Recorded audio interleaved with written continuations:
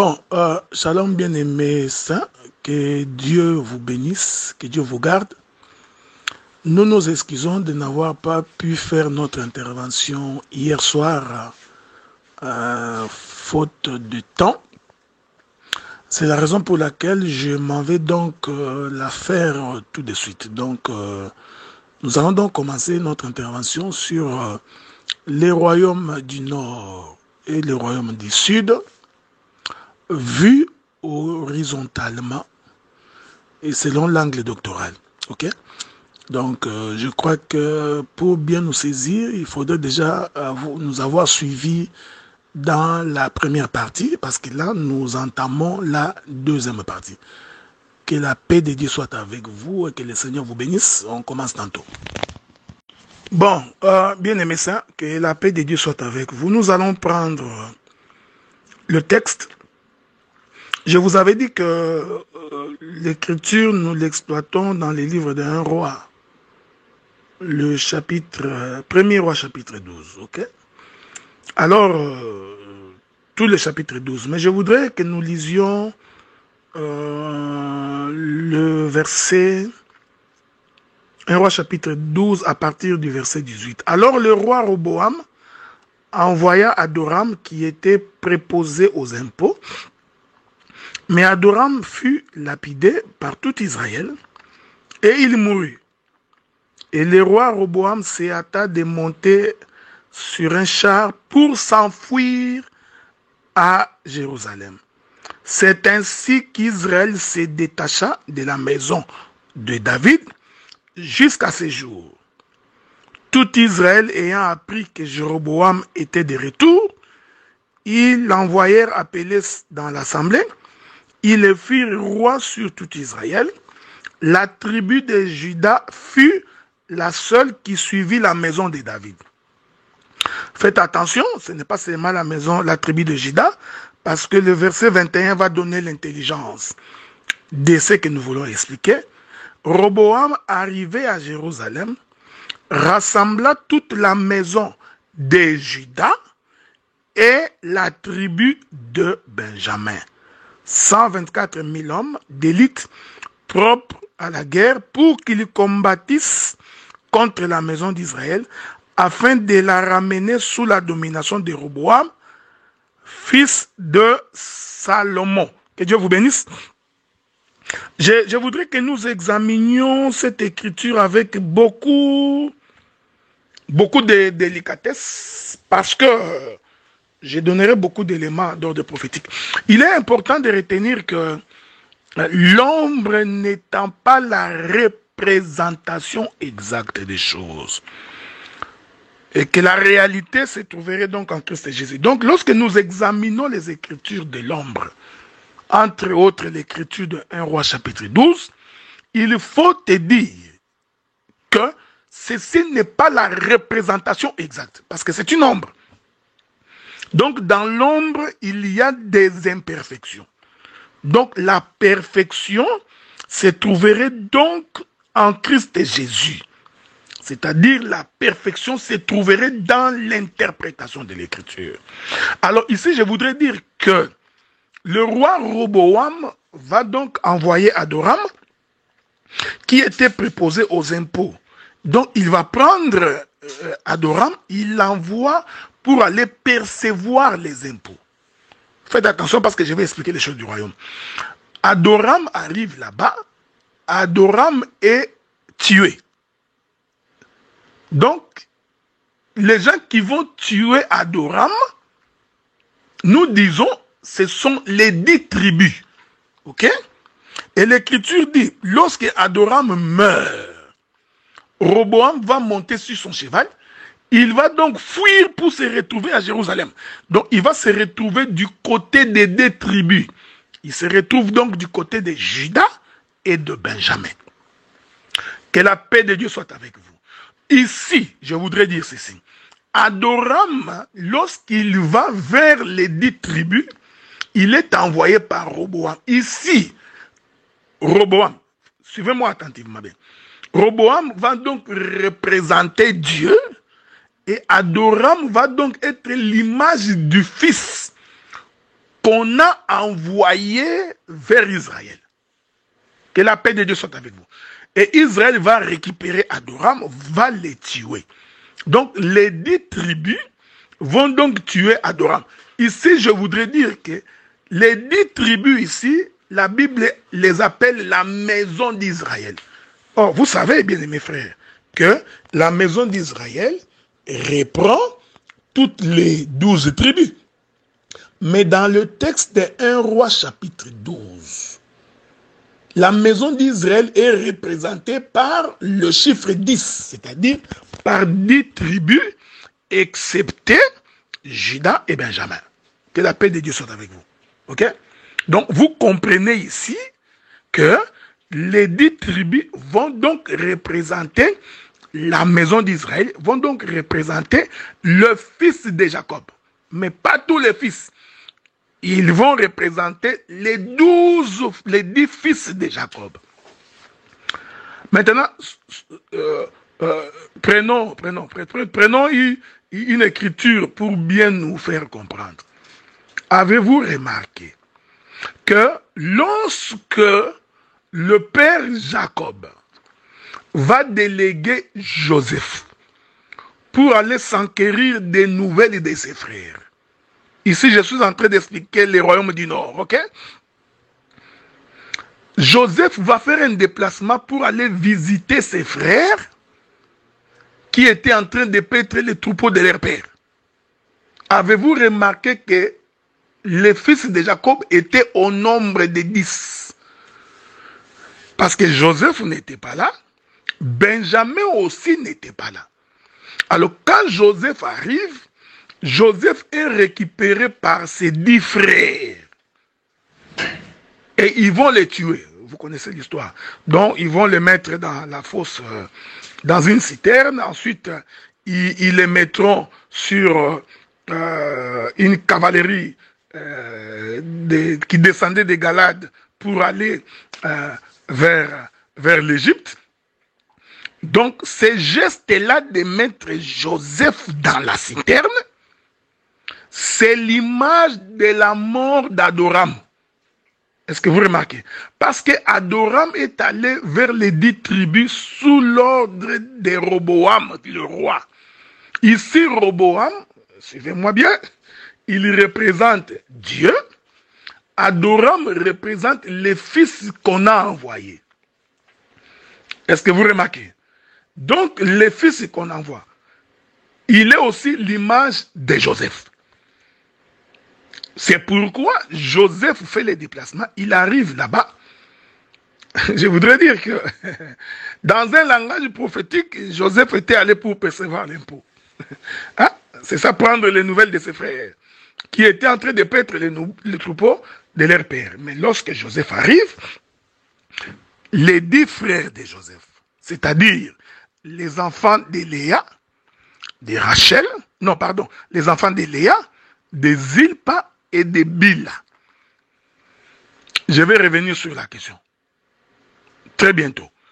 Donc, les 10 enfants de Jacob là étaient issus de Zilpa, de Bila et de Léa. Nous disons, les 10 enfants de Jacob qui ont récupéré Joseph sont donc l'image des 10 tribus, c'est-à-dire c'est l'image du royaume du Nord. Je vous avais dit dans ma précédente intervention que le royaume du Nord est issu de la dureté de propos tenus par Roboam. Et j'ai expliqué que cette dureté de propos tenus par Roboam représente la loi. Ok? Parce qu'au temps de la loi, Dieu était dur. Œil pour œil, dent pour dent. Cependant, la loi n'a pas rapproché Israël de Dieu. Bien au contraire, la loi a fait d'Israël un peuple rebelle. Un peuple au cou raide qui n'entend pas, qui n'écoute pas. Voilà pourquoi la rébellion a été faite par 10 tribus. Parce que les 10 tribus, suivez-moi attentivement, vont donc représenter le royaume du Nord. Prophétiquement, ça représente les sacerdoces de Moïse. Ici, je l'ai symbolisé par la loi des 10 commandements. C'est pourquoi il y en avait 10 tribus que j'ai appelées le royaume du Nord, qu'on appelle aussi généralement le royaume d'Israël, aussi appelé le royaume de Samarie. Et le royaume du Sud, on a appelé ça le royaume de Juda. Ok? C'est très important de comprendre cette nuance. Maintenant, je l'explique dans le mouvement de Joseph. Parce que Roboam avait envoyé Adoram auprès des 10 tribus. Ici, nous comprenons que Joseph qui est envoyé ici, c'est Joseph-là, c'est aussi Adoram. Il vient où? Il vient chez ses 10 frères. Les 10 frères ici, c'est le royaume du Nord. Je continue à dire que nous présentons les choses de façon horizontale. Ok? C'est pourquoi les 10 vont récupérer Joseph. Ils vont le mettre dans une citerne. Le mouvement de mettre Joseph dans une citerne, c'est ça la mort d'Adoram. Ok? Parce que la citerne, c'est tout un puits. C'est la profondeur de ces jours de mort. Je vous reviens sous la grâce du Seigneur. Nous continuons la marche. Voilà, que le ciel vous soit favorable, que Dieu vous garde et qu'il vous protège. Je voudrais que vous me suiviez avec beaucoup d'attention parce que cette séparation du royaume du Nord et du royaume du Sud explique tous les mystères de la Bible. Donc il ne s'agit pas d'une simple séparation. Alors que le Saint-Esprit vous aide parce que j'apporterai beaucoup d'éléments pouvant servir ou faire l'objet de plusieurs autres prédications. Donc, quand Joseph est en train de venir vers ses 10 frères, nous disons ici que Joseph, c'est l'envoyé du Père. Voyez-vous? En d'autres termes, c'est Adoram, l'envoyé de Roboam. Faites attention parce que je suis en train de changer le costume de Roboam. Donc ici, Roboam, c'est le roi. Voyez-vous? Or, le roi, c'est Dieu, c'est lui-même. Hein? Parce que le roi a le pouvoir de vie et de mort sur le peuple. Et Adoram est donc considéré comme étant l'envoyé de Roboam. C'est à ce titre ici que j'ai identifié Roboam à Jacob, le père, et Adoram à Joseph comme étant le fils. Pourquoi? Parce que Adoram a été envoyé par Roboam. Or, le véritable envoyé, nous comprenons que c'est le Seigneur Jésus-Christ. Hein? Dieu a tant aimé le monde qu'il a donné son Fils. Il a envoyé son Fils.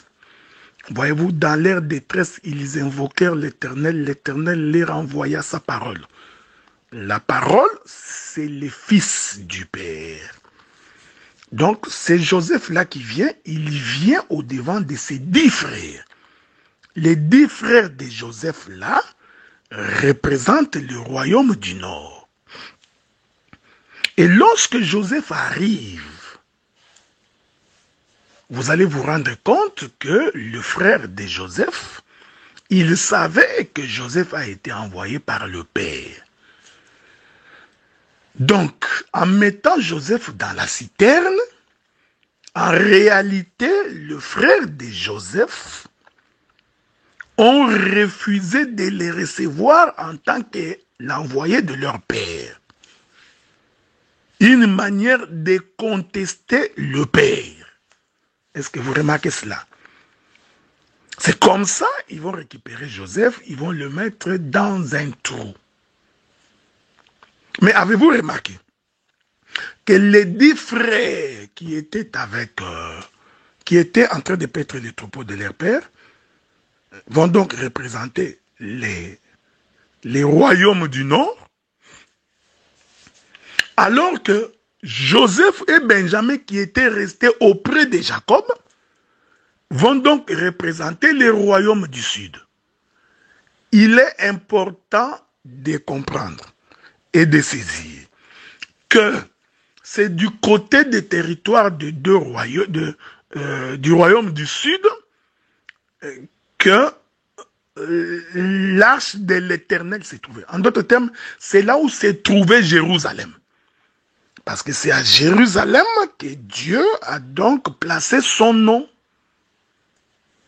Voilà pourquoi Joseph et Benjamin étaient donc restés, je veux que vous me suivez attentivement, étaient donc restés du côté de Jacob. Ici, Jacob va donc être aussi l'image de l'arche qui est à Jérusalem. Que la paix de Dieu soit avec vous. Vous voyez? Et vous allez constater que l'Écriture dit, j'aime ces choses, il est merveilleux, que l'Écriture dit, lorsque Adoram a été tué, qu'est-ce qui va arriver? La Bible dit, Roboam va monter sur son cheval, il va fuir vers Jérusalem. Est-ce que vous me suivez? Donc, cela veut dire que lorsque Adoram était venu demander, réclamer les impôts, il était donc avec Roboam. Donc, écoutez-moi bien, parce que si tu n'as pas l'œil, tu ne verras pas ces choses. Donc, c'est la fuite de Roboam vers Jérusalem, c'est-à-dire vers les territoires de Juda et de Benjamin, qui nous confirme que lorsque Adoram a été tué, cela veut dire Roboam était là.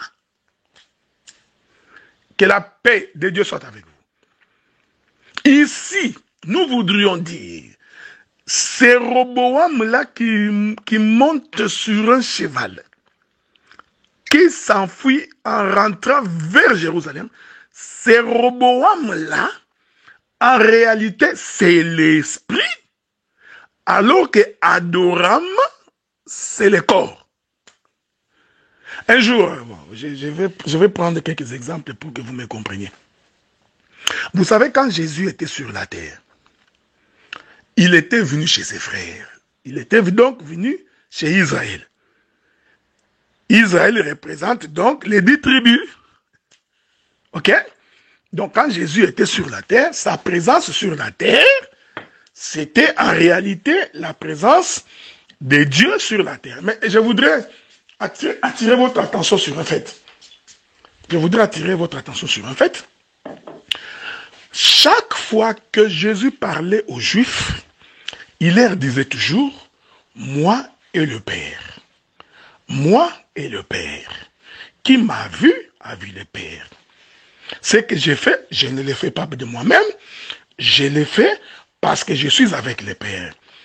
Donc Christ répétait tout le temps, quand il était sur la terre, en présence des Israélites, il répétait qu'il n'était pas seul, qu'il était toujours avec le Père. Donc nous comprenons que quand Jésus marchait dans les rues de Galilée, quand il circulait Capernaum et toutes les autres cités de la contrée, en réalité, comme ça, on pouvait voir Jésus. Mais prophétiquement, on comprend qu'il n'était pas seul. Est-ce que vous me suivez? Que la paix de Dieu soit avec vous. C'est ici que je suis en train d'expliquer que lorsque Adoram était venu pour réclamer l'impôt, quand vous lisez, vous avez l'impression qu'Adoram était seul. Alors qu'en réalité, Adoram n'était pas seul. Adoram était avec Roboam. Parce que j'ai identifié Adoram au fils. Ok? C'est lui que le père envoie. Et j'ai identifié Roboam comme étant le père. J'ai identifié, je vais répéter ça autrement, il est merveilleux. J'ai identifié Adoram comme étant Joseph. Et j'ai identifié, est-ce que vous me suivez? C'est vraiment bien. J'ai identifié Jacob comme étant Roboam.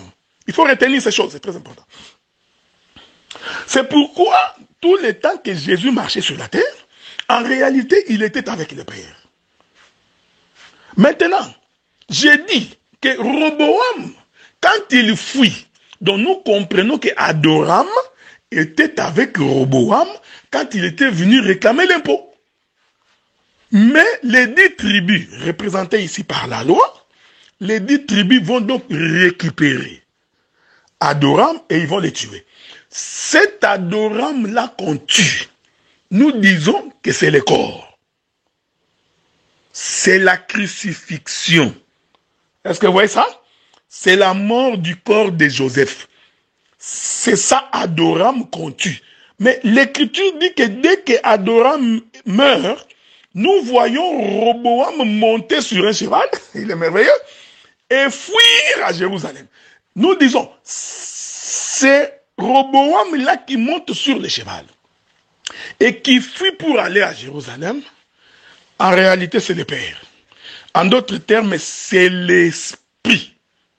C'est pourquoi sur la croix, quand le Seigneur meurt, qu'est-ce qui meurt? Ce qui meurt, c'est la chair, c'est le corps. Mais qui ont tué le Seigneur Jésus-Christ? Ce sont les Israélites. Ok? Ce sont les enfants d'Israël. Ils ont dit à Pilate, d'après notre loi, cet homme doit être crucifié. Or, la loi, c'est les 10 commandements de Moïse. Vous voyez? Les 10 tribus. Mais quand le Seigneur meurt sur la croix, avant de mourir, le Seigneur dit, entre tes mains, je remets mon esprit. Donc, l'esprit a fui. Quand le corps mourait, l'esprit sortait. Est-ce que vous me suivez? Que la paix de Dieu soit avec vous. Je vous reviens, je vous reviens, je vous reviens. Que le ciel vous soit favorable, que les écluses des cieux s'ouvrent pour vous bénir, pour vous sanctifier. Les choses que nous disons sont des choses hautement spirituelles. Voilà pourquoi quand je suis dans un groupe comme celui-ci, je n'ai pas peur de naviguer vers les eaux profondes. Je n'ai donc pas peur de naviguer là où il y a des vagues, des tempêtes, parce que je suis sûr que l'encre est avec nous et nous avons la boussole qui nous permet d'aller et de revenir. Ok? Donc, remarquez. Je disais donc, Adoram meurt, Roboam fuit. Donc nous comprenons que Adoram était avec Roboam ensemble. Je l'ai identifié quand Christ disait, qui m'a vu a vu le Père. Je suis avec le Père. Donc tout le temps que, j'aime ça, tout le temps que Jésus marchait sur la terre, en réalité c'est Adoram et Roboam. Ok? Et l'Écriture dit qu'on va tuer Adoram. J'ai expliqué que la mort d'Adoram, c'est ça la crucifixion de Jésus sur la croix. Mais une fois que Jésus est crucifié, l'esprit doit quitter. Cet esprit qui quitte là, c'est ça la fuite de Roboam. Et la Bible dit que, j'aime ça, Roboam va fuir, il va fuir où? Il fuit à Jérusalem. Oh, Jérusalem, c'est la demeure du Dieu très haut. Donc, l'esprit qui fuit là, c'est Roboam qui est en train de rentrer à Jérusalem. Allons, vous voyez, le royaume du nord et le royaume du sud, vus horizontalement. Suivez-moi avec beaucoup d'attention. Je rentre chez Joseph. Je vais démontrer aussi que lorsque Joseph vient chez ses frères, c'est en réalité Adoram, mais Joseph n'était pas venu seul. Que la paix de Dieu soit avec vous. Parce que l'Écriture dit, Joseph en venant, il portait les vêtements, la tunique bigarrée, la tunique multicolore, cousue par le Père. Donc la tunique représentait le Père. Est-ce que vous remarquez cette chose? Que la paix de Dieu soit avec vous. Donc la tunique représentait le Père. Et lui-même, Joseph, représentait le Fils. Je vais le dire autrement. La tunique, c'était Roboam, alors que Joseph lui-même, c'était Adoram. Soyez en paix, soyez très tranquille. Parce que tu verras comment est-ce que la tunique, c'est Roboam, et que Joseph lui-même, c'est Adoram. C'est pourquoi j'ai attiré votre attention quand j'ai commencé pour dire que l'ombre n'étant pas la représentation exacte des choses, la réalité se trouve en Christ. C'est pourquoi Dieu nous a établis ministres de la parole, afin que là où l'homme ne peut pas voir, il faut que les ministres soient capables de voir. Là où l'homme a des difficultés pour saisir, il faut que les ministres voient. C'est pourquoi nous sommes établis ministres de la parole. C'est pour vous amener à voir là où vous ne pouviez pas voir. Voyez-vous? C'est pourquoi quand j'ai dit, vous allez voir comment est-ce que les vêtements de Joseph représentent Roboam, représentent les pères. Que Dieu vous bénisse, que Dieu vous comble. Donc, je disais donc que le ministère a été donné pour éclairer les lanternes du peuple. Ok? C'est très important. Maintenant, observez que lorsque Joseph arrive devant ses frères qui sont au nombre de 10, que je symbolise par le royaume du Nord, Joseph portait avec lui les vêtements, la tunique bigarrée, cousue par les pères. Donc ici, nous comprenons que Joseph n'était pas seul. Il est merveilleux. Donc Joseph était donc avec son père, parce que le vêtement cousu par son père témoignait de la présence de son père. C'est ça, Roboam et Adoram, qui viennent auprès des 10 tribus. C'est ça, Jésus qui dit, je suis avec les pères, qui m'a vu avec les pères, ce que j'ai fait, ce n'est pas moi qui l'ai fait, c'est les pères, moi et les pères nous sommes. Voyez-vous? Il le disait quand il était sur la terre. C'est ça, Joseph, accompagné de la tunique bigarrée cousue par son père. Parce que nous croyons que naturellement, Joseph pouvait avoir plusieurs vêtements. Hein? Il ne pouvait pas porter une seule tunique toute sa vie. Donc, il faut faire très attention. Mais ce jour-là, il a donc porté la tunique cousue par son père. Et lorsqu'ils ont mis Joseph dans la citerne, ses frères, au nombre de 10, ne sont pas idiots. Ils ont donc récupéré la tunique. Vous voyez, ils ont séparé Joseph de sa tunique. Ils ont pris cette tunique-là après l'avoir plongée dans le sang. Ils l'ont renvoyée chez les pères. Que Dieu vous bénisse. Donc nous comprenons que la tunique renvoyée dans le sang auprès du père, c'est ça, Roboam sur un cheval. Que Dieu vous bénisse. Que Dieu vous bénisse. J'aime ces choses, que la paix de Dieu soit avec vous. Donc, la tunique qui rentre auprès du Père, c'est ça, l'esprit que Christ a déclaré sur la montagne de Golgotha. Entre tes mains, je remets mon esprit. C'est-à-dire, c'est ça le voyage de Roboam sur un cheval. Je ne voudrais pas ici interpréter le cheval, mais j'ai dit que le cheval, c'est le sang. Mais ça, c'était un panneau que j'étais en train de lever, mais je suis de passage, ok? Donc, la tunique renvoyée, c'est cela, j'aime ça, j'adore ces choses, c'est cela, Roboam sur un cheval qui fuit vers Jérusalem. Lorsque vous aurez le temps de lire votre Bible avec beaucoup d'attention, allez vous poser la question de savoir qui a rapporté la tunique auprès de Jacob. Hein? Quel est cet homme? Parce que ce n'était pas l'un de leurs frères, ok? Ce n'est pas l'un des frères de Joseph qui est allé rapporter la tunique auprès de Jacob, ok? Donc cette tunique-là qu'on renvoie, vous voyez? C'est ça, Roboam, qui fuit vers Jérusalem, vers les 2 tribus. Que Dieu vous bénisse, qu'il vous garde. C'est ça l'explication de Christ sur la croix qui dit, Père, entre tes mains, je remets mon esprit. Cet esprit-là, c'est ça, la tunique bigarrée, renvoyée vers le Père. Avez-vous remarqué? Cet esprit-là, c'est ça, Roboam sur un cheval qui fuit vers Jérusalem.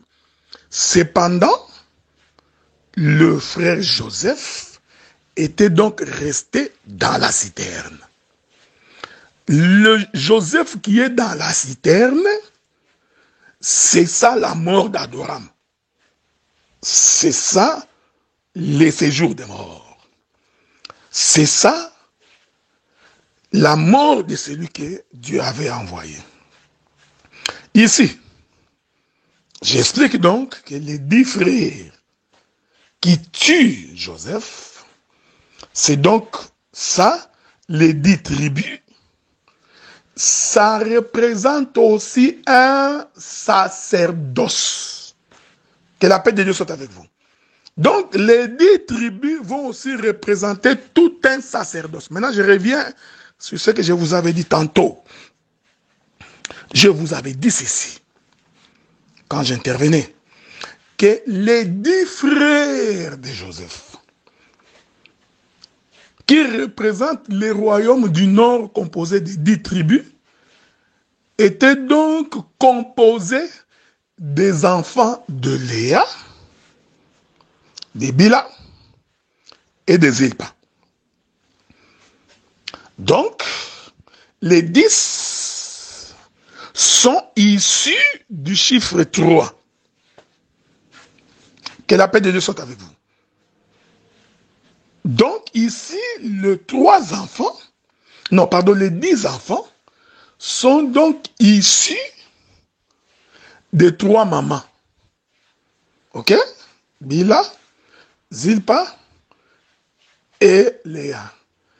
Donc, les 3, il est merveilleux, vont donc produire les 10. Que la paix de Dieu soit avec vous. C'est pourquoi, quand vous lisez les livres de Luc, chapitre 24, verset 44, il est écrit, Christ leur parlait de tout ce qui était écrit à propos de lui en ce qui concernait sa mort, ce qui était écrit dans la loi, dans les psaumes et dans les prophètes. Or, la loi, les psaumes et les prophètes représentent le sacerdoce de Moïse. C'est-à-dire, c'est le sacerdoce d'avant la venue de Jésus. Ici, nous voulons dire, c'est le sacerdoce qui annonçait la mort de Jésus. D'après le livre de Luc, chapitre 24, verset 44. Quand le Seigneur dit, tout ce qui est écrit de moi, cela concernait sa mort et sa résurrection. Ok? Donc, et là, Christ faisait allusion au discours de la loi, des psaumes et des prophètes, en ce qui concerne sa mort. Est-ce que vous remarquez cela? C'est très important. Ce qui est totalement différent du discours de Jean chapitre 5, le verset 39. Jean chapitre 5, verset 39, il est écrit, vous sondez les Écritures, vous croyez trouver en elles la vie, cependant ces Écritures rendent témoignage de moi. Là, il s'agit de toutes les Écritures. Ok? Mais Luc 24, 44, quand la Bible dit, tout ce qui est écrit de moi dans la loi de Moïse, dans les psaumes et dans les prophètes, Jésus faisait spécifiquement allusion à sa mort. Donc aux Écritures qui parlaient de sa mort. Est-ce que vous comprenez ces choses? Donc, vous voyez pourquoi je justifie clairement la mort d'Adoram, tué par les 10 tribus. C'est comme ça que je place la mort de Joseph, tué par ses 10 frères. Pourquoi? Parce que ces 10 frères-là étaient issus de 3 femmes. Que la paix de Dieu soit avec vous. Je vais évoquer 2-3 écritures pour que nous puissions continuer notre marche. Lorsque Jacob est venu pour épouser Rachel, on lui donna Léa. Le père va dire, d'après la loi de notre pays, je te donnerai Léa en premier, avant Rachel. Donc, Léa, c'est la femme de la loi. Ce n'est pas moi qui dis, c'est l'écriture qui les dit. J'ajoute une autre écriture. On va lui donner Zilpa et Bila qui sont des servantes. Ok? C'est très important. Donc, Bila et Zilpa sont considérées comme étant des servantes, c'est-à-dire les femmes de la servitude. Je voudrais vous lire une écriture. Souffrez. Je crois que c'est dans les livres des Galates. Si le Seigneur nous permet, je vais vous trouver cette écriture-là. Sous la grâce du Seigneur. Attendez, hein, je cherche cette écriture-là. Parce que Bila et Zilpa sont des servantes. Ok? En d'autres termes, c'était des esclaves. Ok? Alors, je voudrais vous trouver une écriture qui pourra nous permettre de pouvoir avancer là-dessus. Je prends le livre des Galates. Je prends le livre des Galates, le chapitre 4. Le chapitre 4. Écoutez bien, écoutez bien. Le verset 22. Car il est écrit qu'Abraham eut 2 fils. Un de la femme esclave.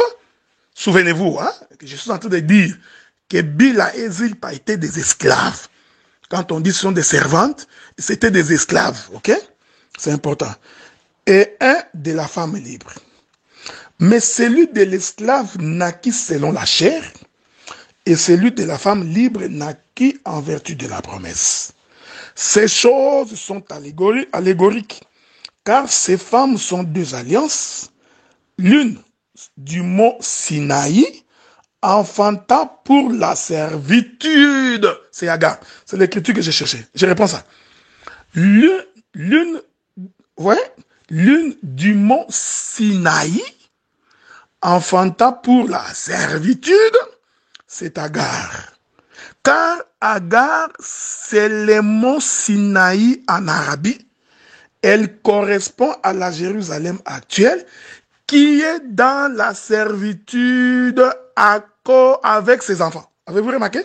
Donc, quand l'Écriture parle de servante, l'Écriture est en train de voir toute une alliance, que la paix de Dieu soit avec vous, et cette alliance-là, c'est l'alliance de Sinaï.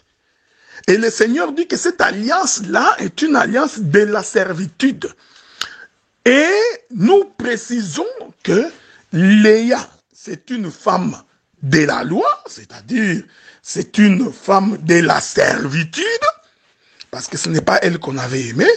Bila et Zilpa aussi représentent aussi les femmes de la servitude. Donc vous comprenez que les 3 vont donc représenter la maison d'Israël. Parce que jusqu'à ce jour, Israël est dans la servitude. Est-ce que vous le savez, non? Que la paix de Dieu soit avec vous. Nous continuons.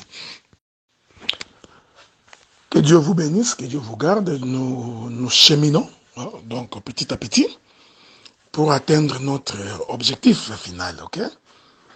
Je ne sais pas si je finirai aujourd'hui. Si je ne finis pas aujourd'hui, je pourrais finir demain. Mais je crois que je finirai demain. Ok? Le royaume du Nord et le royaume du Sud. Le royaume du Nord composé de 10 tribus. Le royaume du Sud composé de 2 tribus. Nous voulons dire que le royaume du Nord représente le sacerdoce de Moïse. Le royaume du Sud représente le sacerdoce de la grâce. Avez-vous remarqué? Le royaume du Nord représente Israël physique. Le royaume du Sud représente l'Église des nations. Je suis en train d'habiller parce que c'est tout un vêtement que j'ai d'abord coupé, que je suis en train de coudre pour que vous y voyez clairement. Donc, vous comprenez que maintenant, Léa, Bila et Zilpa vont donc représenter tout un sacerdoce. C'est le sacerdoce du chiffre 10 qui représente le royaume du Nord, qui représente la loi de Moïse. Ainsi, nous comprenons les royaumes du Sud, composés de Juda et Benjamin vont donc représenter les sacerdoces de la grâce, le sacerdoce actuel. Je vais donc prendre un autre témoin des Écritures pour faire asseoir la même chose. C'est pourquoi vous remarquerez, il va de soi que les 10 enfants de Jacob, issus de ces 3 femmes, vont donc former tout un camp. Ok? Ils vont donc former tout un camp contre les camps des enfants de Rachel. Parce que Joseph et Benjamin vont donc constituer les enfants de Rachel. Que la paix de Dieu soit avec vous. J'espère que si Dieu me donne l'occasion demain, j'expliquerai dans le royaume du Sud comment Judas devient Joseph. Ok? Si le Seigneur nous prête vie, je vais l'expliquer. Comment Judas devient Joseph. Mais regardez. Là, je vais encore expliquer le royaume du Nord et le royaume du Sud dans les mariages de Jacob. Regardez, quand Jacob vient pour se marier, Jacob était venu pour prendre une seule femme. C'était Rachel. Vous voyez, ça fait. Donc, la femme que Jacob avait aimée, c'est Rachel. C'est la femme de son amour. C'est la femme qui avait trouvé grâce à ses yeux. C'est une femme qui ne s'est pas battue pour devenir la femme de Jacob. C'est une femme que Jacob a aimée. C'est pourquoi l'Écriture dit que le Seigneur nous a aimés. Nous avions trouvé grâce à ses yeux. Nous, l'Église. Nous ne sommes pas la femme de la loi. Dieu ne nous a pas donné des conditions pour devenir ses enfants, pour devenir sa femme. Il nous a aimés tels que nous étions, il nous a nettoyés, il nous a lavés pour que nous devenions la femme dans sa maison. C'est ça Rachel. Ok? Alors que Léa, c'est la femme de la loi. J'ai démontré ça tantôt là. C'est pourquoi les enfants de Bila, les enfants de Zilpa et les enfants de Léa vont former le groupe des 10. Parce que tous ces enfants-là vont donc représenter le royaume du Nord. Voyez-vous? Le royaume du Nord, avec leur tête d'affiche, Léa. Alors que Rachel va représenter le royaume du Sud, composé de Joseph et de Benjamin. Voyez frère, même dans le mariage de Jacob, le Seigneur reprend la notion du royaume du Nord et du royaume du Sud. Le royaume du Nord, c'est la loi, c'est le sacerdoce de Moïse, il est merveilleux. Que la paix de Dieu soit avec vous. Et le royaume du Sud, vous comprenez que c'est Rachel, avec les 2 enfants. C'est pourquoi 1 Roi chapitre 12, le texte nous apprend que le royaume du Nord était composé de 10 enfants, de 10 tribus, alors que le royaume du Sud était composé de 2 tribus. Est-ce que vous remarquez cette chose? Donc, même dans le mariage de Jacob, c'est ça, la présentation du royaume du Nord et du Sud, vue horizontalement. Donc, même dans ces mariages-là, le Seigneur représente les 2 dispensations. Avez-vous remarqué cela? Et j'ai dit ceci, frère. L'Écriture dit, ça ce sont des Écritures que vous connaissez, il est venu chez les siens l'ont rejeté. Ils ne l'ont pas reçu. Et à tous ceux qui l'ont reçu, voyez-vous, il leur a donné le pouvoir de devenir enfants de Dieu. Ici, j'explique la fuite de Roboam. Est-ce que vous comprenez? Donc, c'est Roboam-là, qui est allé avec Adoram chez les 10. Lorsqu'on tue Adoram, cette fuite de Roboam, c'est aussi un voyage vers les royaumes du Sud. Est-ce que ça vous arrive? Est-ce qu'on est ensemble? Parce que je suis en train de balancer la nuée, parce qu'il y a une pression atmosphérique, je balance plusieurs fois pour que tu saisisses les mouvements des Écritures. Hein? C'est pourquoi nous disons que quand l'Éternel bouge, les cieux vont baisser et nous allons voir les fils apparaître. Ok? Quand l'Éternel a bougé, les cieux ont baissé.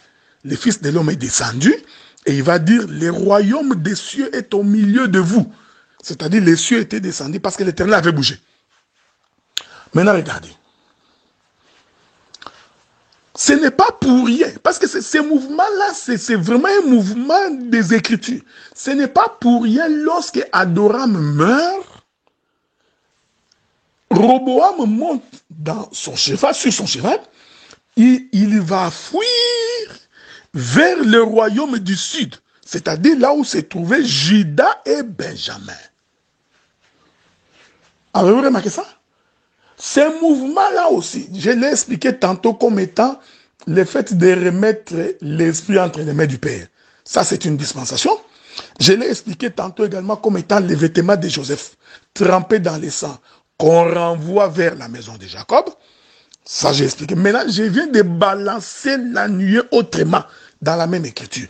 Le mouvement de Roboam qui monte sur un cheval et qui va vers le royaume du sud, c'est en réalité Israël qui tue le prophète. J'ai voulu te rassembler comme une poule rassemble ses poussins. Tu n'as pas voulu. Ta maison restera déserte. Donc, cette prophétie, c'est ça la fuite de Roboam. Oui, c'est Roboam qui fuit. Il fuit pour aller où? Il fuit pour aller vers le royaume du sud. Oh, j'ai expliqué tantôt que le royaume du sud, c'est Rachel. Le royaume du sud, c'est Joseph et Benjamin. Le royaume du sud, c'est l'Église.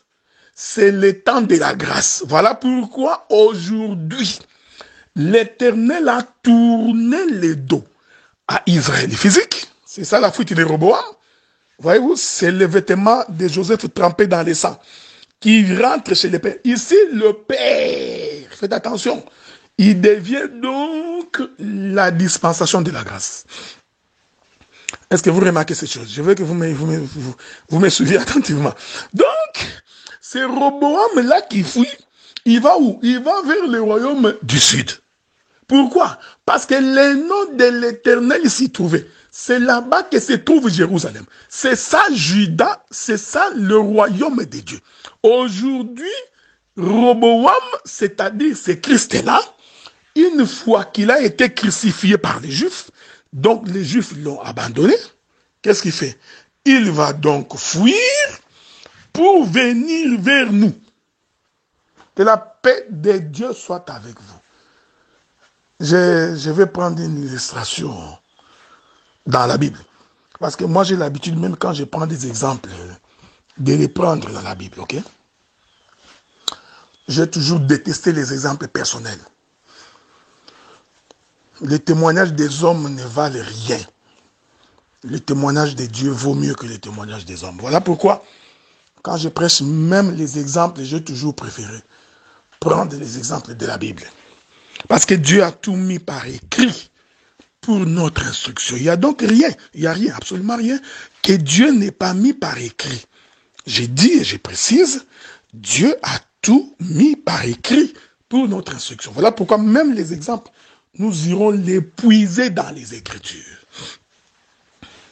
Regardez, je vais dire une chose en espérant que les écailles tomberont de vos yeux. Un jour, Moïse va faire une demande à Dieu. Moïse va dire à Dieu, Éternel Dieu, je voudrais voir ta face. Ok? Alors le Seigneur va donc dire à Moïse, tu vas te tenir au creux du rocher, et je passerai et tu me verras. Que la paix de Dieu soit avec vous. Pourquoi Dieu n'a pas voulu que Moïse puisse le voir sans être au creux du rocher? C'est beaucoup de choses à expliquer là-bas. Alors Moïse vient se tenir au creux du rocher. L'Écriture dit ceci. L'Éternel Dieu, avant de passer, il va donc prendre sa main. Il va donc couvrir les yeux de Moïse. Ok? Je suis en train de marcher sur ce chemin pour aller quelque part. Bien que j'ai beaucoup de choses à dire là-dessus. Je vous reviens. Et Dieu vous bénisse. Je suis toujours avec vous. J'emprunte ce chemin pour aller quelque part. Bien que je sais que je peux m'arrêter en chemin et dire beaucoup de choses. L'Éternel, avant de partir, il prend donc sa main glorieuse, écoutez ça, il cache la face, les yeux de Moïse. Et la Bible dit ceci. Lorsque Dieu passa, il va donc retirer sa main. Ok? Quand Dieu retire sa main, Moïse voit Dieu seulement des dos. Que la paix de Dieu soit avec vous. Il est merveilleux. Donc Moïse n'a vu Dieu que de dos. Or, quand vous voyez quelqu'un de dos, c'est-à-dire, écoutez-moi attentivement, quand vous voyez quelqu'un de dos, c'est-à-dire qu'il est en train de partir dans le sens opposé de là où vous vous trouvez. Est-ce que vous remarquez ça? Avez-vous remarqué ça? Hein? Hein? Je répète ça. Si tu me vois de dos, c'est-à-dire tu as raté le moment où j'étais venu de face. C'est-à-dire quand j'étais venu te voir en face, toi tu ne m'as pas vu. Alors parce que tes yeux étaient fermés, ok? C'est ça la main de Dieu qui voile le visage de Moïse. Or nous disons que cette main qui est en train de voiler le visage de Moïse, c'est ça même le temps de la loi. Parce qu'au temps de la loi, Israël n'a pas vu. Il est merveilleux. Au temps de la loi, Israël avait les yeux fermés. Ici, nous voulons dire que la main sur les yeux de Moïse, c'est ça le sacerdoce parabolique. À ce peuple, je ne parlerai qu'en parabole et par des énigmes. Pour que ce peuple ne puisse pas comprendre, qu'ils ne voient pas et qu'ils ne saisissent pas. C'est la raison pour laquelle ils ont tué Jésus, parce qu'en fait, ils ne comprenaient pas ce qu'il disait. Ok, c'est ça la mort d'Adoram. Vous voyez? Remarquez. Donc, le simple fait de mettre la main sur les yeux de Moïse, sur la face de Moïse, nous disons que c'est tout un sacrifice. C'est-à-dire, c'est le temps où Israël rejette Dieu. Maintenant, quand Dieu passe, il retire la main, c'était trop tard. Il ne voit que de dos. Ils ont vu le dos. Il y a aussi beaucoup de choses à dire là-bas, ok? Parce que quand on voit Dieu de dos, c'est-à-dire qu'on n'a pas vu sa face, donc on n'est pas éclairé.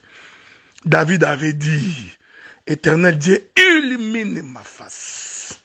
Ne me cache pas ta face, éternel Dieu. Donc nous comprenons que quand quelqu'un voit la face de Dieu, il est éclairé. Or, l'éclairage, la lumière, c'est l'interprétation de l'écriture. Or, l'interprétation de l'écriture n'a pas été donnée à Israël. Remarquez. Maintenant, Moïse va voir Dieu de dos. Donc, il a vu Dieu en train de partir. Est-ce que vous voyez ça? Hein, parce qu'il ne l'a vu que de dos. Nous disons, voir Dieu de dos qui est en train de partir, c'est ça Roboam sur un cheval qui va à Jérusalem. J'aime ça, ok? C'est ça le voyage de... Il est merveilleux. C'est ça le voyage de notre frère Roboam qui est en train de partir vers l'église, vers les nations. Avez-vous remarqué cette chose? Voilà, bien aimé dans les Seigneurs. Je voudrais donc, pour aujourd'hui, mettre un point virgule. C'est parce que j'ai dit, je sais que j'ai donné beaucoup de révélations, beaucoup de détails. Je vais donc vous laisser digérer parce que je n'ai pas fini. Je n'ai pas fini, j'ai encore 2-4 autres éléments à pouvoir ajouter, toujours dans les mêmes sujets. Les royaumes du Nord et les royaumes du Sud. Le royaume du Nord et le royaume du Sud, à la loi et au témoignage. Si on ne parle pas ainsi, il n'y a point d'aurore pour le peuple. Est-ce que vous voyez? La loi va donc représenter les royaumes du Nord par 10 tribus, alors que le témoignage va donc représenter le royaume du Sud par 2 tribus. Voyez-vous? Cependant, quand vous lisez le livre de 1 Roi chapitre 12, lisez-les complètement, vous allez voir qu'à un moment donné, l'Écriture dit Roboam n'a régné que sur une seule tribu. Il faut faire très très attention. Parce que Roboam n'a pas régné sur une seule tribu. Roboam avait régné sur 2 tribus, Juda et Benjamin. Mais L'écriture va te faire comprendre qu'à un moment donné, il ne s'agit qu'une seule tribu. Faites attention, parce que c'est un langage des Écritures. Voilà, homme saint, fille de Dieu, notre intervention de ce jour. Donc demain, nous continuerons pour prendre d'autres éléments des Écritures afin de faire asseoir toujours cette pensée du royaume du Nord et du royaume du Sud.